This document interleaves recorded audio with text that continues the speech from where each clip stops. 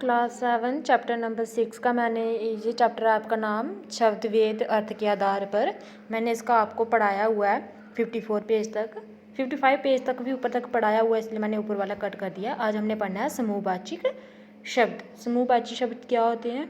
हिंदी भाषा में विभिन्न विभिन्न प्राणियों तथा वस्तुओं के समूह को प्रकट करते हैं ना, करने के लिए अलग अलग शब्दों का प्रयोग किया जाता है, उन्हें क्या कहते हैं? समूहवाचक शब्द कहते हैं। एक दूसरे के पर्यायवाची के रूप में प्रयुक्त नहीं किए जा सकते। जैसे फूलों का बंडल प्रयोग अशुद्ध है, फूलों का बंडल नहीं होता है, तो इसका मतलब प्रयोग इसका क्या है? अशुद्ध माना जाता है। फूलों के लिए सचेत गुच्छा, हम बोलते हैं फूलों का गुच्छा, फूलों का बंडल नहीं बोलते हैं, फूलों का गुच्छा बोलते हैं। ये इसका करेक्ट लाइन है, करेक्ट सेंटेंस है। जैसे बंडल शब्द का प्रयोग वस्तुओं के साथ किया जाता है। नीचे कुछ ऐसे शब्द दिए जा रहे हैं जिन्हें याद कीजिए। जैसे मैंने टिक वाले जो टिक किए हुए मैंने पीछे भी बोला था, टिक वाले आपने करने हैं पेपर पॉइंट ऑफ व्यू से। जैसे जोड़ा है, जूतों का जोड़ा होता है ना, जूतों का। ढेर होता है, अनाज का कूड़े का भी ढेर होता है। जैसे झुंड होता है, जानवरों का भी होता है झुंड। उसके बाद छत्ता, मधुमक्खियों का छत्ता होता है। भीड़ होती है, मनुष्य की भीड़ होती है। उसके बाद गट्ठी, नोटों की गट्ठी होती है। बेड़ा, जलानियों का।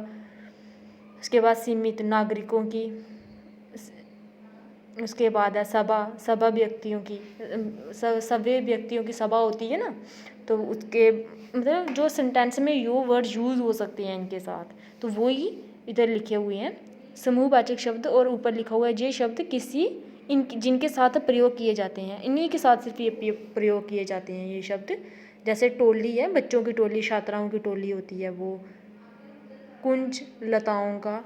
उसके बाद है आगे जीव जंतुओं की आवाज़ें दी हुई हैं। इधर मैंने कोई टिक नहीं की हुई है, आगे मैंने की हुई हैं। जैसे देखो, कुत्ते की आवाज़ होती है भौंकना, बिल्ली की आवाज़ होती है म्याऊं म्याऊं करना, चीता की आवाज़ होती है घूरना। उसके बाद भालू की आवाज़ होती है गरगराना। उसके बाद मोर की आवाज़ होती है पीहू पीहू करना। कौवे की आवाज़ होती है काऊ काऊ करना। चिड़ियों की आवाज़ होती है चहचहाना। उसके बाद शब्द और आवाज़ें, विभिन्न विभिन्न प्रकार की आवाज़ें आगे भी दी हुई हैं, ये सारी आपने पढ़नी है। उसके बाद है यम शब्द युगम। शब्द युगम का अर्थ है शब्दों का जोड़। क्या होता है शब्द युगम का अर्थ? शब्दों का जोड़ करना। अर्थ में विशेषताएं लेने के लिए शब्द युगम का प्रयोग किया जाता है। जैसे कि जीव जंतु है ना, नेक्स्ट सही विकल्प पर सही का चिन्ह लगाइए। जैसे ये लगाने हैं आपने, इसके ऊपर क्वेश्चन होंगे, वो मैंने आपको क्वेश्चन आंसर मैं बाद में दे दूँगा आपको। उसके बाद को पार्ट है, कौन सा शब्द बादल का पर्यायवाचक है? बादल का पर्यायवाचक शब्द कौन सा है इनमें से? सेम जो आगे आते हैं, बादल, मेघ, ये है ना, तो इसका क्या है पर्यायवाचक शब्द? बादल का मेघ है। किस विकल्प के शब्द विलोम अर्थ नहीं है? काम, धंधा, ये विलोम शब्द अर्थ नहीं है। विलोम होता है उल्टा, जैसे ज्ञान, अज्ञान, ये क्या है?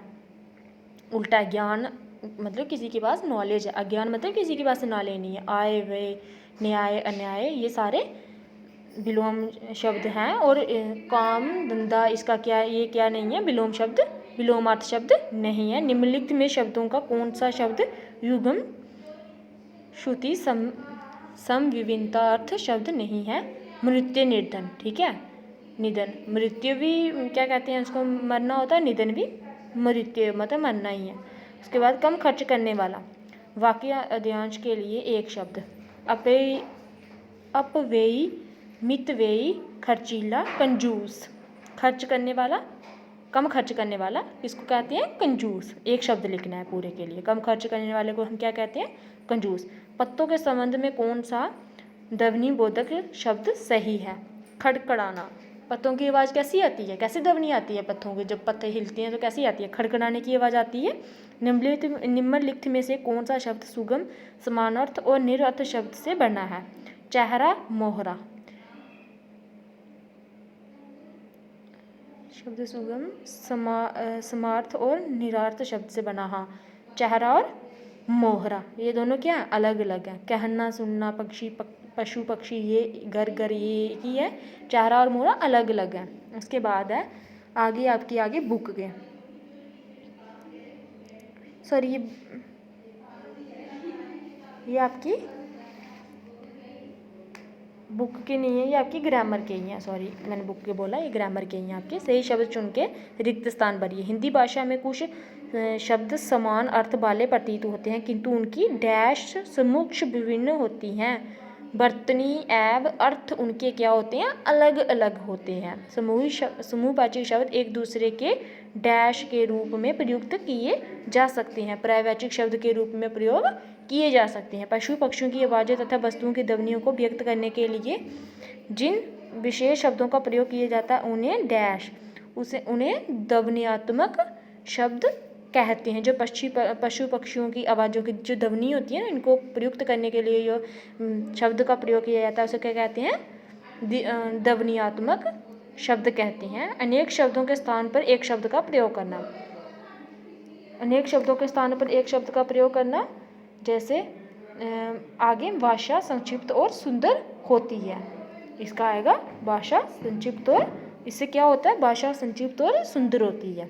अगर हम अनेक शब्दों के लिए एक शब्द को प्रयोग कर रहे हैं ना, उससे भाषा हमारी क्या होती है, संक्षिप्त और सुंदर होती है। निम्नलिखित वाक्यों में कुछ ऐसे शब्द हैं जिनके पर्यायवाची शब्द हो सकते हैं, उनकी पहचान कीजिए और उन्हें परिवर्तित कर वाक्य पूर्ण, मतलब उनको चेंज कर वाक्य को पूर्ण करना है, हमें पूर्ण लिखना है, वापस लिखना है हमें। जैसे बाघ को हम उपवन कहते हैं ना, इसका पर्यायवाची शब्द है बाघ का उपवन। पेड़ का होता है वृक्ष। तुम उसके बाद पहले हम पढ़ते हैं पूरे सेंटेंस। बाग में फूल खिले हैं, उपवन में पुष्प खिले हैं, फूल का भी पर्यायवाची शब्द है पुष्प।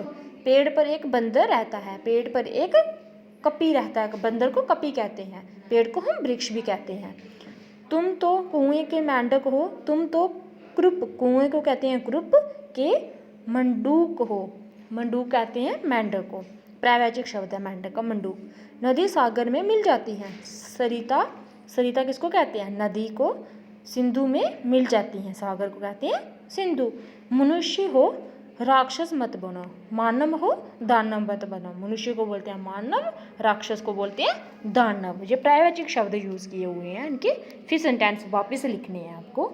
आगे मैं नेक्स्ट बताऊंगी नेक्स्ट वीडियो में।